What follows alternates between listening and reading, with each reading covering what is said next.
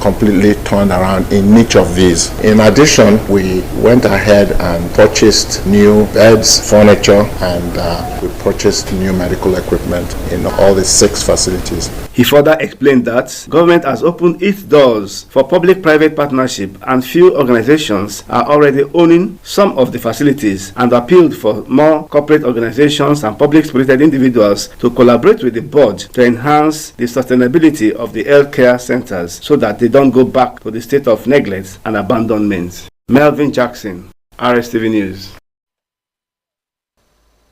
Still on River State, the government is taking adequate measures to ensure that taxes paid by companies, corporate bodies and individuals who do business in the state are duly remitted to the state's coffers. Permanent Secretary, River State Ministry of Special Duties, Nabite Sokari George, disclosed this while briefing newsmen in his office in Port Harcourt. Again, Melvin Jackson has a report. The unwholesome nature of tax collection as it relates to the Ministry of Special Duties. As we all know, tax is what government uses to develop, and when they get the tax, they use it to evaluate things and projects and programs of government. It helps government to plan. The statutory body recognized to collect tax, the Board of Internal Revenue, as you all know, but the Ministry of Special Duties, that has an arm, a department of the River State Fire Service, collects fire service levies, charges, and rates. But this money ordinarily should have been paid to the River State government coffers. But we discovered that there are tax forces going around with some staffs of the ministry issuing demand notices and fire certificates to taxable entities, hospitals, schools, hotels, business premises, and so forth. Permanent Secretary, Ministry of Special Duties, Nabite George, warned against unauthorized tax collection by impostors who claim to be agents of government, urging the public to also warns fake tax and revenue agents to desist from collecting taxes without authorization, noting that collection of River State Fire Service levy is suspended until further notice. I've been directed by His Excellency to tell the general public that henceforth no such body is recognized. From 1st January 2006, nobody is authorized to collect fire service levy tax rates from any entity operating in River State. Fire service levy collection is hereby suspended for now until when government will come out with a clear-cut guideline on how to go about the collection of these taxes. George emphasized that the only body mandated to collect taxes in the state is the River Executive. Whoever issues or accepts to pay and collect any certificate, that certificate is null and void. If you have any challenge, you can come to the office of the Permanent Secretary for clarification, and we will direct the general public on the best way to go about paying their levies, dues, and rates. So this is to tell the general public so that they will be in the know and not. Melvin Jackson.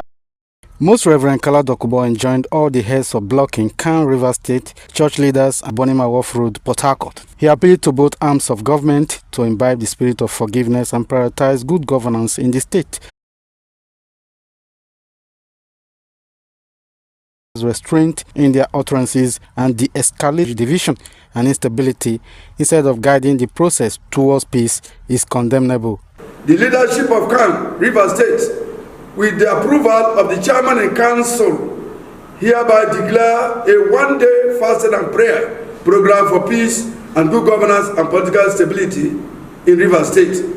We enjoin all heads of blocks in Kan River State, church leaders, stakeholders in the body of Christ to mobilize their members for the scared and all-important spiritual intervention slated for Thursday, the 5th of February 2026 at 10 a.m. at the Christian Ecumenical Center, Abuna Wharf Road, Port Harcourt.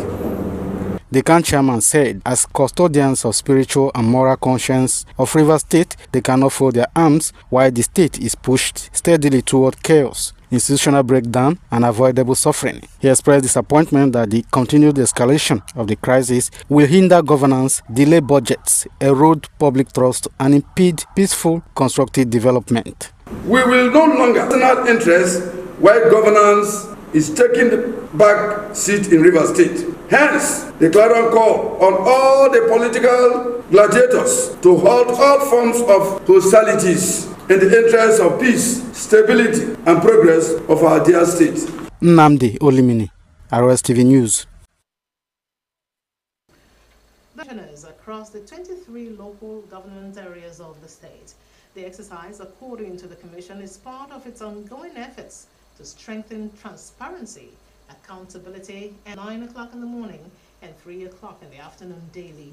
Affected pensioners are advised to attend the exercise with legible copies of their letter of first appointment, letter of confirmation of first appointment, letter of last promotion, letter of retirement, age declaration or birth certificate, authority for payment of retirement benefits, local government area certificate of origin, BVN printout, bank statement of account covering 5 years, computation of retirement benefits, pensioner identification card, and national retirement number slip. The Commission further stated that a biometric verification will be conducted in batches, and details regarding such